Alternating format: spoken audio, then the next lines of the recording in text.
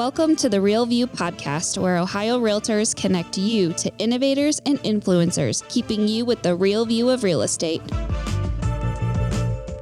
Whether you're a broker, agent, first-time homebuyer, industry leader, or just happen to stumble upon our podcast today, you can expect to hear tips, tools, tricks, interesting information, and so much more from the experts in Ohio's real estate game. Hi, everyone, and welcome back to the Real View podcast. I am your host, Allison Wiley. Joining me today, our special guest is Niyi Adewole. He is a former Fortune 500 Director of Strategic Accounts who transitioned into full-time real estate entrepreneurship and now dedicates his work to helping others achieve financial freedom through real estate investing. Niyi specializes in helping both new and experienced investors navigate the real estate market with a focus on financial freedom through strategic investing. His journey from a corporate executive to managing a portfolio of over 25 long-term and 10 short-term rental units is inspiring, and he has a wealth of knowledge he's going to share with us today. I can't wait to hear his thoughts on building wealth through real estate, scaling investments, and achieving financial freedom. But before we get started on that, Niyi, I would like to welcome you to the show. We are so happy to have you. Come on now, Allison, that was incredible. And thank you. No, I appreciate it. Of course. And I'm really excited to hear your perspective and your pulse. You have a really good perspective on the industry, what's happening right now. I know you're based in Atlanta, but it's so often that the market has similar themes no matter where you are located in the United States. So I'm really excited to hear what you're seeing and hearing from your clients, from your investors, what's going on today, what our realtor members need to know about, and what our consumers need to know about. But first, I would like to start more with you. Would you be willing to share with us a little bit about yourself, how you got started in real estate, what led you to where you are today? I know I shared some of that in your bio, but I'd love to hear your perspective and what's led you to where you are today. Absolutely. So about a decade ago, actually literally a decade ago, is when I bought my first investment property. But that's not where it started. It started in 2015, listening to the Bigger Pockets podcast when it first came out and getting inspired to put my money in real estate. I was, working at W-2. I was in medical device sales, and I was trying to understand the stock market, but it was very confusing to me. I was like, I don't know how this works and I can't control it. Real estate felt a bit more safe. And so I started out with the house hack, bought a triplex, lived in one unit, rented the other two out. And from there, I just kept going. Every time I got some more commission dollars, I would put that into real estate and just built out the portfolio. And then fast forward to 2022, when I looked up, I had 30 units and, this short-term rental management business. And I was like, this is pretty cool. And I have enough income that I can actually move into full-time real estate. And so that's when I made the jump from W-2 to full-time real estate. Because at that time, at the level I was, as you mentioned, director of the Southeast for strategic accounts, it was not the funnest role, right? Like the roles I had before that were way more fun. Like you got to go chase down deals and make it happen. But in that role, it was more just taking on a lot, right? A lot of just issues, the VPs and CEOs of hospitals calling you at random times. And so I started to think like, hey, what do I want my life to look like? And moving into full-time real estate just made it a lot better every day. Yeah, I love that. Never looked back. You made it work now, a successful career in this, and you're actively, doing this now, which I think is really cool. And I always love having guests on who, aren't just talking about when they used to do it or what they're seeing, from talking to people that do it. Like you're in the trenches now, like you are practicing this. What are you seeing now? Where does the market stand today? Walk us through some trends you are seeing. There in Atlanta, I have a good feeling this is probably going to be similar to what's going on here in Ohio. But I would love to hear, your pulse in the industry. Where does it stand today? What are you seeing? What should we be on the lookout for? We are absolutely in a buyer's market, right? I don't think anybody will deny that. And it's honestly a good thing, right? Because the 2020 through like 2020, beginning of 2023 was rough. It was highest and best. Nobody was budging on anything. People were, foregoing inspections at certain points, which is crazy to me, especially if you're buying your first property. Right. And so now the pendulum has swung back the other way to where sellers are looking to work with you. And so we're going out and putting aggressive offers out there, and not necessarily aggressive on quote unquote price, but aggressive with credits, aggressive with terms that make it more favorable for our mostly investor clients to secure some deals. So this is the time that, Warren Buffett would say to be greedy, right? Definitely while everybody else is kind of shying away.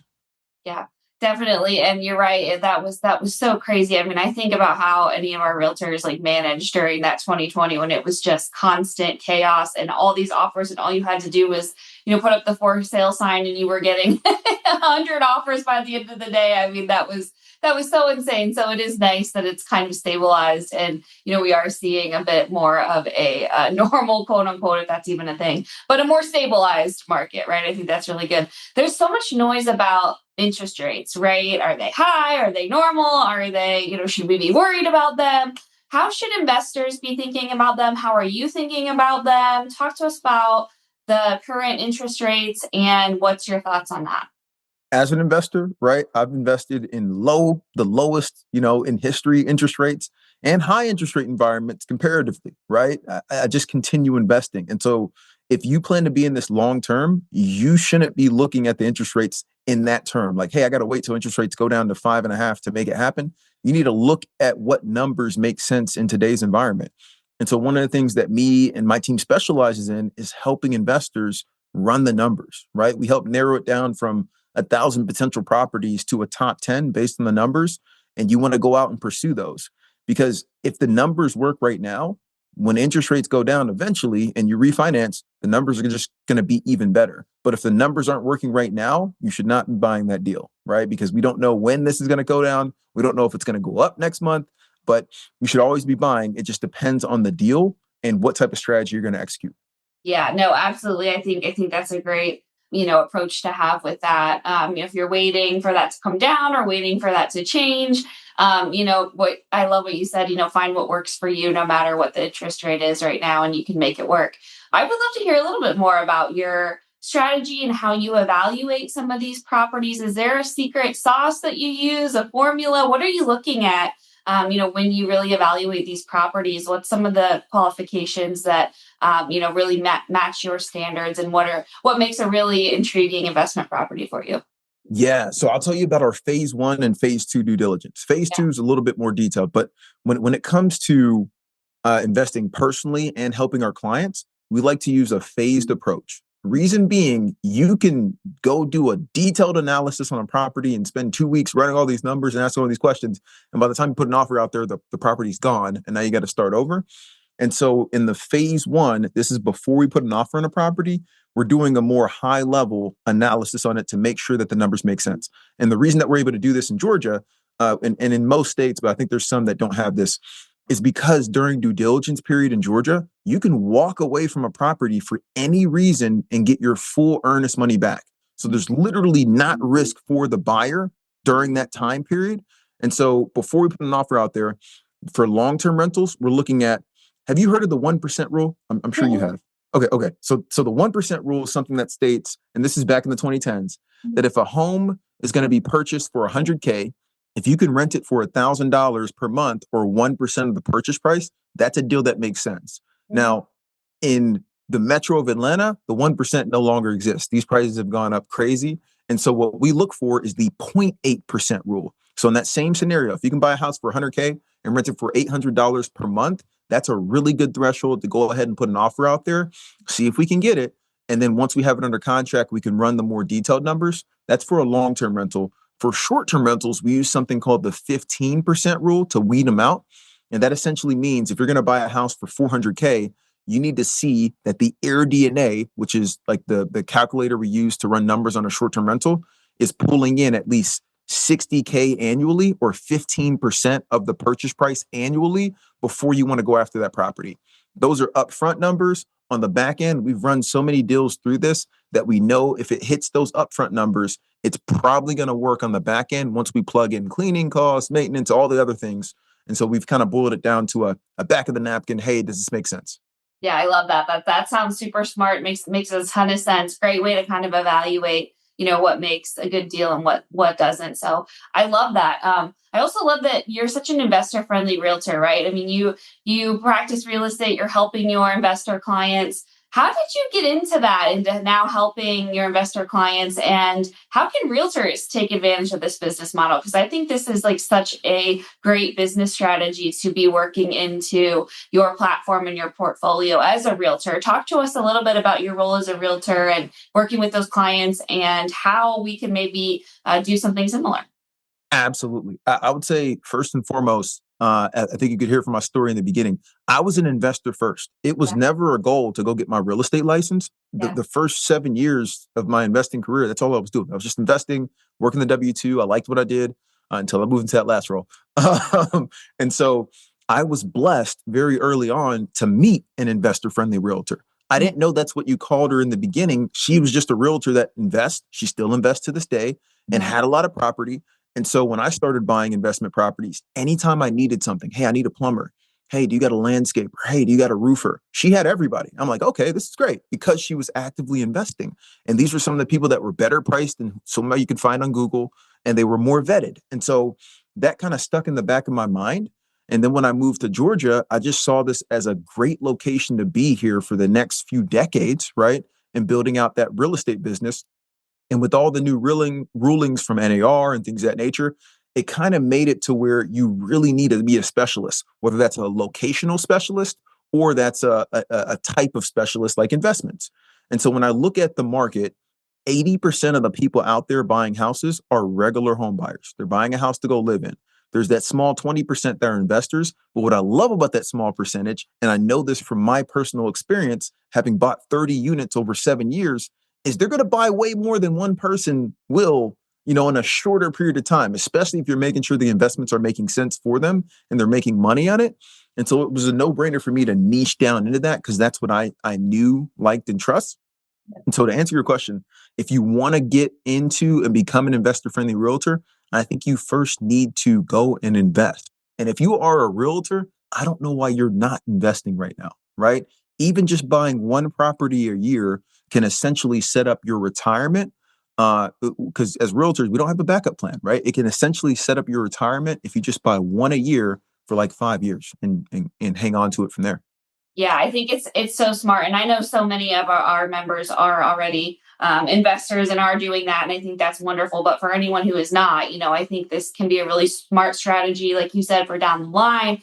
Like, our industry is so unique, and when we're not, getting a paycheck every 2 weeks, and we may not know when the next commission check is going to come, and this is a way to get some of that steady and stable income, which is really great, and I think would help everybody feel a little bit better if they know that they can rely on that steady income coming in. So I think it's a really, really smart idea. And you're working with investors on the regular. You mentioned a really great strategy on how you're evaluating properties and opportunities with them. What are investors wanting right now? What are they excited about? What are some of the things that have really been piqued their interest, piqued your interest? What do you want right now from investors, and what are they wanting in along with yourself? Man, so what we want is just somebody who is like ready to go, right? Yeah. Meaning, hey, they have the drive to want to do this, and so we can partner together to help them do it correctly. We don't want to be the ones trying to pull somebody along. If they're like, maybe I invest today, maybe tomorrow. It's like, okay, listen, come to us when you're ready, and we will help you. That's one.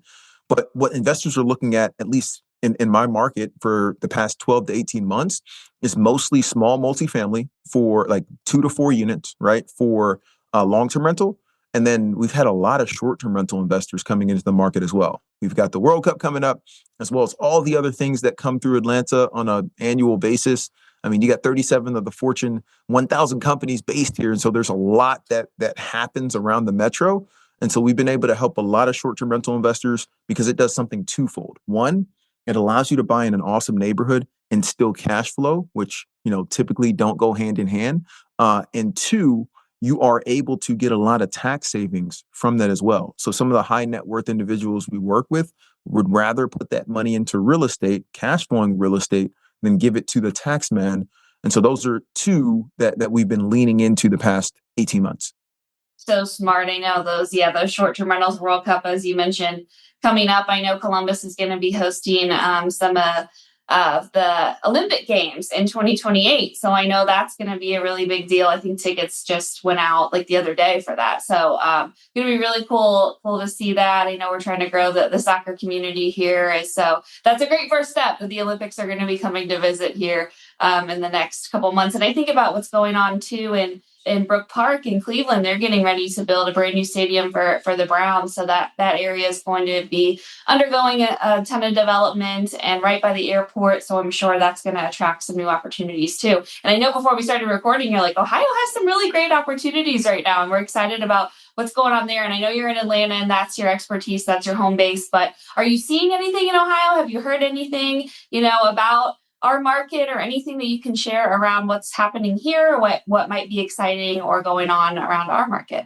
Absolutely. So I'm not going to be as detailed as you are, but that's awesome with some of the developments that they have. But Yeah. I talk to investors like every day, Yeah. multiple from all over the country, and they're usually looking at multiple markets. And what I tell them about Atlanta is like, listen, you're going to get cash flow if you find the right property, right? Which we can help you do.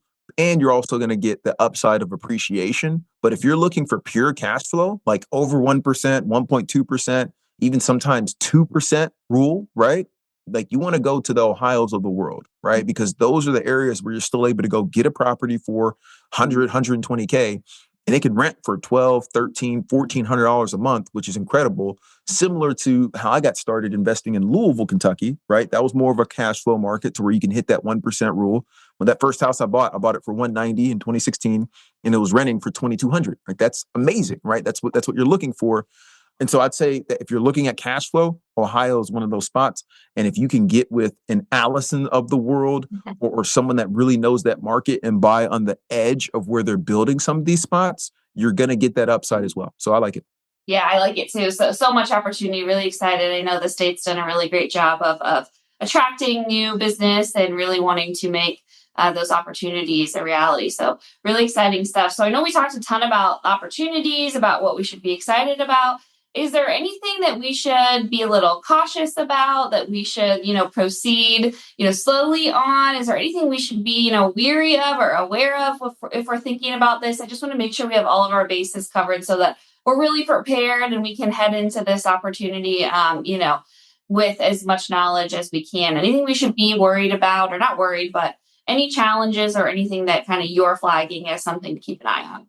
Absolutely. And this goes out to especially the beginning investors. A Mm-hmm. lot of people get their eyes wide when they start thinking, oh, I want to do fix and flip to go start out. And it's like, Yeah. guys, there's not a margin for error there, especially right now. Like if this was 2020, 2021, and 2022, absolutely. Go ahead and try your fix and flip, even if it's ugly or you messed up this part, the market's rising, you're probably going to be okay. Right now, it's flat or in some areas going down. And there's a lot of competition to go and get that property sold. And so you have to be tight on your operations. There can't be any mistakes. We're going to give you a lot of the contractors, but this is your first time working through this piece. There's not a lot of room for error. And so that fix and flip, unless you've been doing this for years, I would stay away right now because you want to do it when you're in an environment where everything is just going up, up, up, up, up. So true. I think that's a really great point. And it does feel like it's kind of really saturated. Like I feel there's so many people who are like, this is what I'm doing and I want to flip homes. And like I watch these shows and it seems so great. And then the actual process and the work of it and how to it's a lot. And like you said, it can be really a big money suck too. I mean, you find something wrong with the house and that can completely like derail your whole plan. So absolutely something to think of. I love that you brought that up. Keep good to keep in mind. Let's talk about how we get started in this. Do we reach out to people like you? Do we find a good realtor who does this if we're realtors ourselves? How do we get started on this? What are the first couple steps we should do to start our investing? Yeah. So I would recommend reaching out to somebody else or an investor-friendly realtor or an investor that's already doing this, that's willing to kind of take you under their wing, because that's going to accelerate your learning quickly. And then the cool thing about this is once you meet one person that's a rock star in there, like for clients, I just tell them to reach out to us. Like once you talk to us, we're going to connect you with everybody else, right? Investor-friendly CPA, investor-friendly lender, investor-friendly insurance agent, right? That can help you get all these pieces kind of tightened up. And I'd recommend the same for agents as well. Reach out to somebody else that is already investing as an agent and or an investor that you've worked with in the past that you regard highly, and use them to help you get started. And then the best thing and the best teacher, and I'm happy, there's a lot of talk and a lot of changes that are going to come in the future with what's going on with AI and things of that nature. And in a lot of ways, it's going to reduce the benefit of going to a 4-year college for certain degrees, right? And spending all that money. But I'm actually kind of excited because in certain industries, we're going to move back to the apprenticeship model, which we never should have moved away from to begin with, right? One of the best ways to learn and how most humans learn, and I have an 8-month-old, so I'm now seeing and witnessing like, wow, he's seen us do it. Now he's doing it. Like, he's crawling, he's moving. I'm like, okay, cool. Is by seeing others do it, working with others, and learning along the way. And so I think that's one of the best ways to learn. Find somebody, work with them, and start to see what they do and emulate it. Yeah, so true. And as I mentioned, I know so many of you are already doing this or have people in your offices or certainly, within our membership bases here. So, next time you guys are at an event or, are with other realtors, start asking around. I guarantee you if they don't know someone, that they can refer you to someone or someone else knows someone. Or I think, there are people out there that can help you with this. And I agree. It's like with doctors, right? That's why you have to go do your fellowship for, 4 more years of that, because so much of that learning comes from that hands-on experience and having someone there with you that can walk you through that can learn from their mistakes, and you guys are learning together. I think that peer-on-peer support is so important, especially if you're looking to do something like this. So I love it. Love it. I can tell how passionate you are about this, which is really great. What's your favorite thing about investing? Do you have a favorite project you worked on? What's your favorite thing about it, and why do you love it so much? Man, I love it because it keeps you on your toes, right? And every project's different, right? When you buy a house, it takes, upwards of 6 to 12 months to fully stabilize it, but every one brings its own challenges and its own rewards. For example, I bought a fourplex in 2023, and this is when the prices were still, a bit higher. So I bought this fourplex for 800K, and at the time, the rents were right at 0.8%, $6,000. And so on paper, it was pretty tight. But when I saw it, I'm like, hey, the previous owners haven't done updates. The rents are low. They've had the same tenants in there for the past 8, 9 years of ownership, and they haven't had to raise it because they didn't need to, right? And so, long story short, fast forward to today. Now that house with some few updates is worth about 950. So it's gone up 150K in equity, and it's pulling in a little over 8,000 per month in rent. So now it's quote unquote hitting the 1% rule, and people are like, "How'd you get it?" Well, I bought it before it was there and kind of made it there. That's one example. Another thing, a few years ago, and this was part of the reason I moved out of the W-2 as well, because I partnered with that investor-friendly realtor that helped me buy all those units out in Kentucky. And I sold those units and we built self-storage from the ground up, a 225 unit self-storage facility. And that was a completely new venture with a lot more zeros on the end. So it cost money, but we've gotten to the point now where it's super fun to run it. We're running it with one VA and one handyman, and we literally get like a report every week. It's almost at 70% occupancy. I think it's like 69%, something like that. And I can see like, wow, okay, I want to continue to expand my mind, even in investments, and continue to kind of stay creative there and just build out a whole portfolio. So I don't know if I answered the question, but You did, yeah. it's been fun. No, I love it. I love it. I love talking to people who are so passionate about what they do. It's you can feel it, you can feel that energy. So I love it. And you kind of like perfectly transitioned into my next question I wanted to bring up, which is what's next for you? What are you excited about? What are some projects that are up and coming? And you just mentioned, you really want to challenge yourself and keep growing. And I love that. What's next for you and what the work you're doing? And then also, what do you think is next for the market? What should investors be preparing for now? You mentioned AI, and I think the impact of that is going to be really interesting to watch that play out. What's next for you, and what do you see next for our industry and our market? Man, so I'll cover the first question first. So Yeah. next for us, myself, the Acaba home team, is I'm really leaning into that team, right? This is a year, just like the past 2 years, where they say it's the slowest transactions in like 30 years, right? Since, a long time. And so we're leaning into the hard. This is the time where a lot of agents are getting out of the industry and saying, hey, let me go get a job and do something else. And I'm like, you know what? This is a great time to expand your market share, because once everything turns around and starts going back the other way, we're going to be well positioned with the track record to help a lot of individuals. And so I'm expanding the team. Right now, we just brought on a team member in Texas, and we also brought on a team member in Florida like a year ago. And so now we're in Georgia, Florida, Texas, and we're working those markets for investors. Also for a Cabo home, we're exploring title partnerships to actually open up a title office. And if you're an agent, right, that has some ambitions to continue growing like a team and things of that nature, you should absolutely look at adjacencies to real estate, whether that be title offices, whether that be getting, mortgage relationships or getting your license, things of that nature. There's so many ways to kind of, peel that onion, we'll call it. So we're working on that piece, hoping to have that tightened up by the end of the year. And then when you talk about what to expect in the market, man, if you had asked me this, 3.5 months ago, it definitely wouldn't be this. It wouldn't be interest rates have reversed from 5.9 and now it's up to like 6.5. That would not be what I said.